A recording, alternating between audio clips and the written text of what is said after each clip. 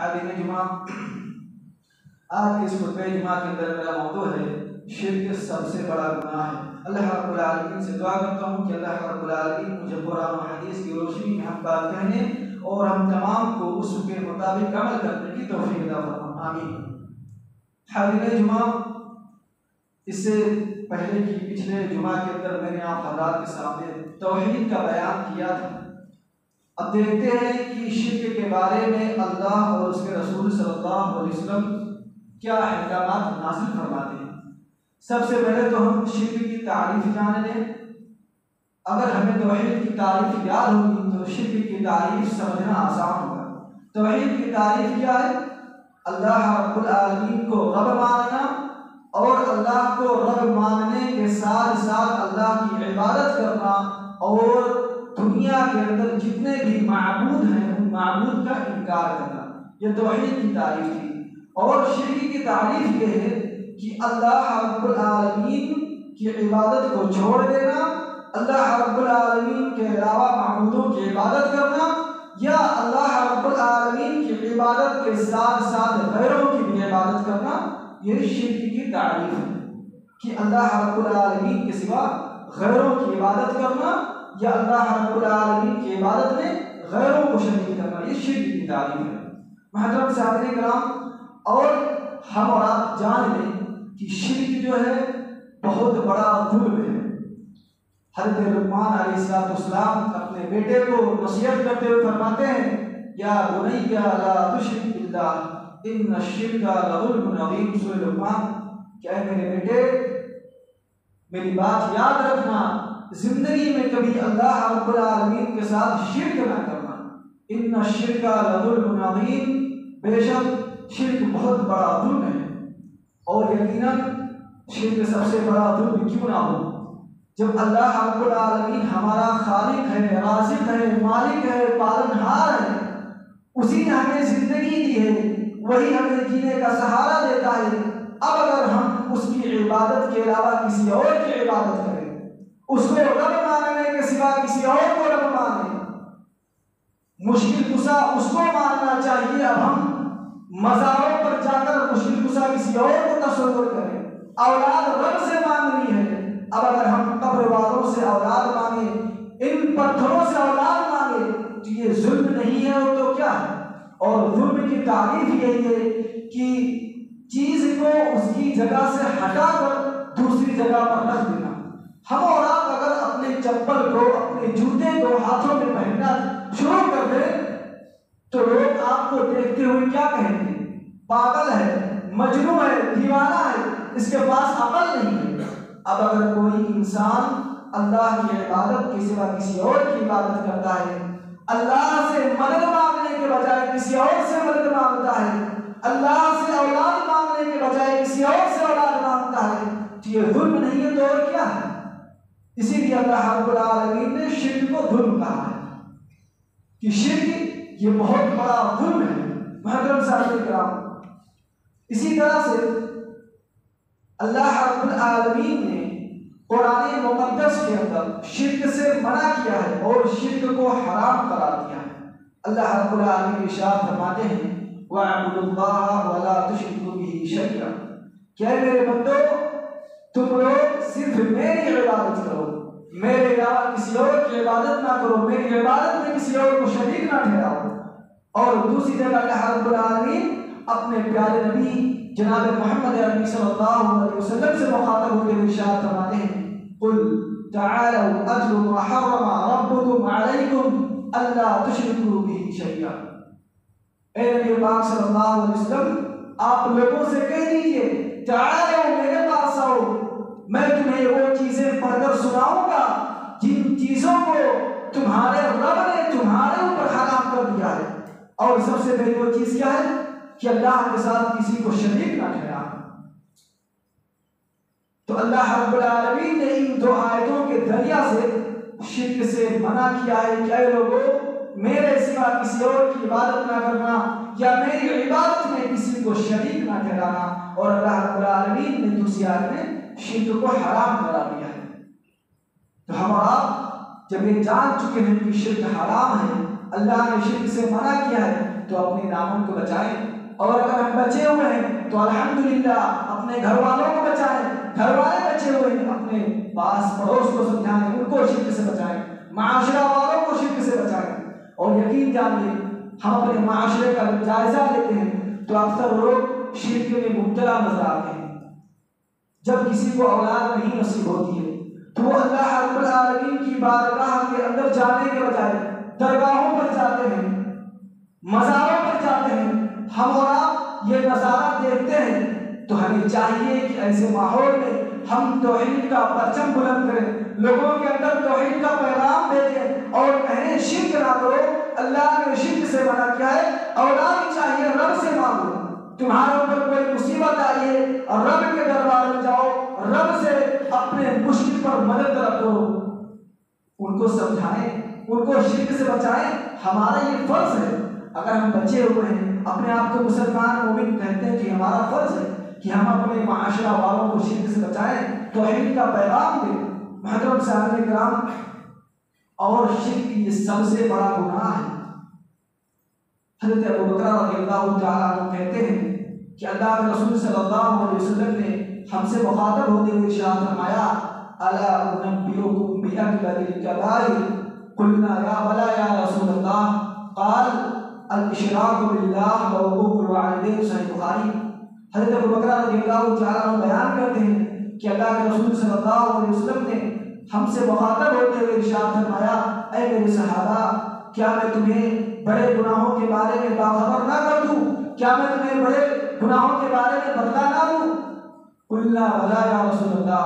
ابوبکر رضی اللہ تعالیٰ عنہ کہتے ہیں ہم نے کہا اے اللہ کے رسول صلی اللہ علیہ وسلم، کیوں نہیں، آپ ہمیں بڑے گناہوں کے بارے میں بتا دیجئے، یقین جانیے ہم ان بڑے گناہوں سے بچیں گے، ان سے دور رہیں گے۔ اللہ کے رسول صلی اللہ علیہ وسلم نے فرمایا، الاشراک باللہ وعقوق الوالدین، اللہ رب العالمین کے ساتھ کسی دوسرے کو شریک ٹھہرانا یہ سب سے بڑا گناہ ہے، والدین کی نافرمانی کرنا یہ سب سے بڑا گناہ ہے۔ جب ہمیں یہ معلوم ہو گیا کہ شرک سب سے بڑا گناہ ہے تو ہم شرک کیوں کریں؟ اللہ کے علاوہ کسی کو داتا، حاجت روا، مشکل کشا کیوں مانیں؟ کیوں ہم دوسروں سے مدد اور اولادیں طلب کریں؟ جب ہمارا سب کچھ اللہ ہے تو اللہ کی عبادتوں میں یا اللہ کے علاوہ ہم کسی دوسرے کو اپنا معبود، خالق، رازق نہ تصور کریں۔ محترم سامعین کرام، اسی طرح سے شرک اتنا بڑا اور اتنا بھیانک جرم ہے کہ جو بندہ شرک کر لیتا ہے تو اللہ رب العالمین اس کے شرک کو معاف نہیں کرتے ہیں، الا من تاب، مگر یہ کہ سچی توبہ کرے۔ اللہ رب العالمین ارشاد فرماتے ہیں، ان اللہ لا یغفر ان یشرک به ویغفر ما دون ذلک لمن یشاء ومن یشرک باللہ فقد ضل ضلالا بعیدا۔ اللہ فرماتے ہیں کہ میں شرک کو کبھی معاف نہیں کرتا ہوں، میں شرک کو کبھی معاف نہیں کرتا ہوں، اس کے علاوہ جتنے گناہ ہو سکیں اللہ معاف فرما دیں گے۔ شرک اتنا بھیانک چیز ہے۔ محترم سامعین کرام، ہم اگر بچے ہوئے ہیں تو اپنے معاشرہ اور گھر والوں کو بچائیں، یہ ہماری ذمہ داری ہے، ورنہ قیامت کے دن اللہ ہم سے سوال کرے گا۔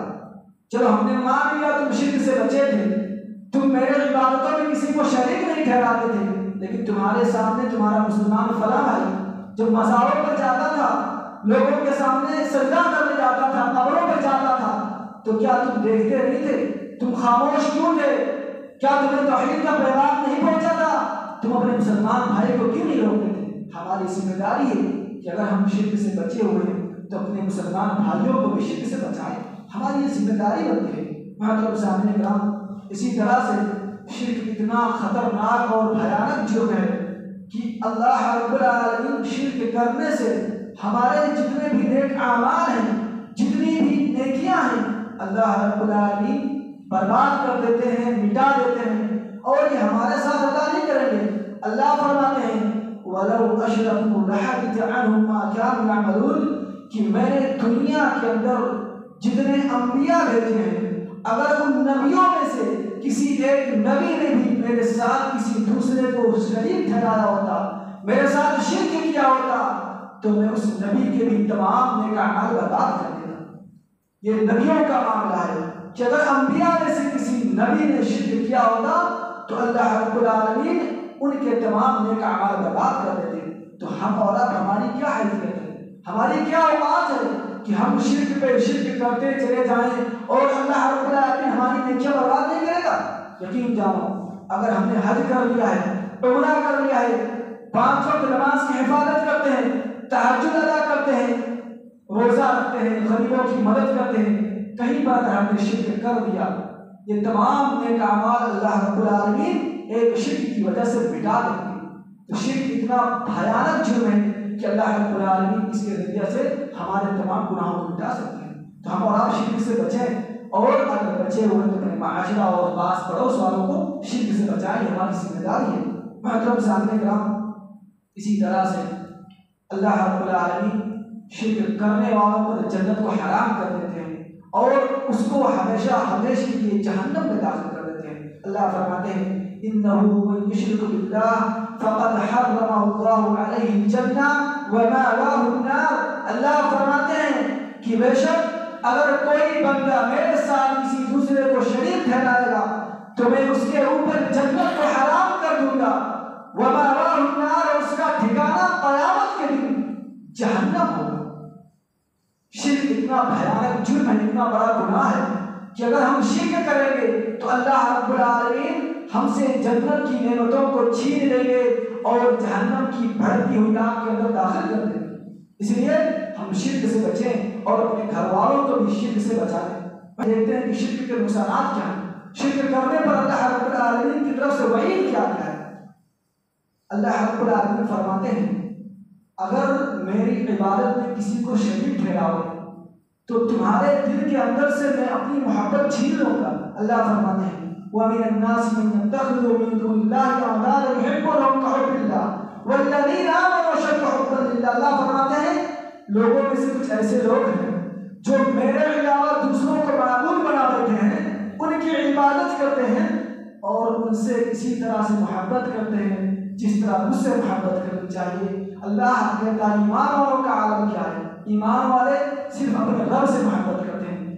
اس آیت کے اندر اللہ رب العالمین نے فرما دیا ہے شرک کرو گے تمہارے دل کے اندر سے میں اپنی محبت چھین لوں گا، اور جن کی تم عبادت کرو گے، قبر والوں کی عبادت کرو گے، بتوں کی عبادت کرو گے، تو ان بتوں کی محبت تمہارے دلوں کے اندر میں بٹھا دوں گا، اور جس دل کے اندر اللہ کی محبت نہ ہو اس کا انجام قیامت کے دن کیا ہوگا اور آپ سوچ سکتے ہیں۔ اسی طرح سے جو شرک کرتا ہے اللہ رب العالمین اسے بربادی کی گھاٹی میں ڈال دیتے ہیں۔ اللہ فرماتے ہیں وَمَن يُشْرِكْ بِاللَّهِ فَكَأَنَّمَا خَرَّ مِنَ السَّمَاءِ فَتَخْطَفُهُ الطَّيْرُ أَوْ تَهْوِي بِهِ الرِّيحُ فِي مَكَانٍ صَحِيحٍ۔ اللہ فرماتے ہیں کہ شرک کرنے والے کی مثال اس طرح سے ہے کہ جیسے اسے آسمان سے پھینک دیا گیا ہو، اور جب وہ آسمان سے گر رہا ہوتا ہے تو اسے ایک چیڑ پھاڑ کھانے والا پرندہ اچک لیتا ہے اور اسے نوچ کر کھا لیتا ہے، یا تیز و تند ہوا اس کو پکڑ کر ایک دور جگہ پہ جا کر پٹک دیتی ہے۔ تو دونوں حالتوں میں اس کا انجام کیا ہوگا؟ اگر پرندے نے پکڑ لیا تو اسے چیڑ پھاڑ کھائے گا، اور اگر ہوا نے پکڑ لیا تو ایک دور دراز جگہ میں پھینک کر اس کو ہلاک کر دے گی۔ تو کہنے کا مطلب یہ اگر شرک کرو گے تو بربادی اور تباہی کی گھاٹی میں اللہ رب العالمین تمہیں گرا دیں گے۔ شرک کرو گے تو اللہ تمہیں تباہ و برباد کر دیں گے، ہلاک کر دیں گے۔ اسی طرح سے شرک کرنے پر اللہ رب العالمین مشرک کو ناپاک کر دیتے ہیں، پلید کر دیتے ہیں۔ اللہ فرماتے ہیں ایمان والوں کو مخاطب ہوتے ہوئے یا ایھا الذین آمنوا انما المشرکون نجس، اے ایمان والو میرا اعلان ہے، میرا یہ حکم ہے، سن لو، میری طرف سے یہ پیغام ہے، انما المشرکون نجس، بے شک مشرکین ناپاک ہیں، پلید ہیں، ان سے دور ہی رہو۔ تو شرک کرنے کا نقصان یہ ہے کہ اللہ رب العالمین شرک کرنے والے کو پلید کر دیتے ہیں، ناپاک کر دیتے ہیں۔ اسی طرح سے جو شخص شرک کرتا ہے تو وہ اللہ رب العالمین کے خلاف بدگمانی کرنے لگتا ہے۔ اللہ فرماتے ہیں وَيُعَذِّبُ اللَّهُ الْمُنَافِقِينَ وَالْمُنَافِقَاتِ وَالْمُشْرِكِينَ وَالْمُشْرِكَاتِ الظَّانِّينَ بِاللَّهِ ظَنَّ السَّوْءِ۔ اللہ رب العالمین قیامت کے دن منافق مردوں منافق عورتوں کو سزا دیں گے، اور ان مشرکین مردوں اور مشرکین عورتوں کو سزا دیں گے جو اللہ رب العالمین کے خلاف برا گمان کرتے ہیں۔ اب اللہ رب العالمین کے خلاف برا گمان کیسے رکھتے ہیں؟ کسی کو اولاد نصیب نہیں ہو رہی ہے، درگاہوں پر چلے گئے، قبر پر چلے گئے، ماتھا ٹیک دیا اور مانگنے لگے مجھے اولاد چاہیے۔ اگر 1-2 مہینے کے بعد 5-6 مہینے کے بعد اولاد نصیب ہو گئی تو کیا کہتے ہیں؟ اللہ نے ہمیں اولاد نہیں دیا ہے، ہمارے قبر والے نے دیا ہے، ہمارے پیر نے دیا ہے، ہمارے بابا نے دیا ہے۔ اس طرح سے انسان شرک کی وجہ سے اللہ رب العالمین کے بارے میں برا گمان کرنے لگتے ہیں کہ اللہ رب العالمین ان کے پاس کچھ بھی نہیں ہے، وہ اولاد نہیں دے سکتے ہیں، وہ ہماری مدد نہیں کر سکتے، نعوذ باللہ من ذالک۔ تو شرک کرنے کا نقصان یہ کہ اگر شرک کرو گے تو اللہ رب العالمین کے خلاف برا گمان کر بیٹھو گے۔ محترم سامعین کرام، دنیا کے اندر جتنے بھی شرک پائے جاتے ہیں، اسلام نے ان دروازوں کو پہلے سے بند کر دیا ہے۔ اللہ کے رسول صلی اللہ علیہ وسلم نے فرمایا لا تطرونی کما اطرت النصارى ابن مریم انما انا عبد فقولوا عبد اللہ ورسول، صحیح بخاری۔ اللہ کے رسول فرماتے ہیں کہ میرے صحابہ میری تعریف میں غلو مت کرنا۔ جس طرح سے نصارہ نے ابن مریم کو، مریم علیہ السلام کے بیٹے کو کیا کہہ دیا؟ ابن اللہ کہہ دیا، اللہ کا بیٹا کہہ دیا۔ انما انا عبد، اے میرے صحابہ میں اللہ کا بندہ ہوں، تو تم مجھے اللہ کا بندہ ہی ماننا، اللہ کا آخری رسول ہی ماننا۔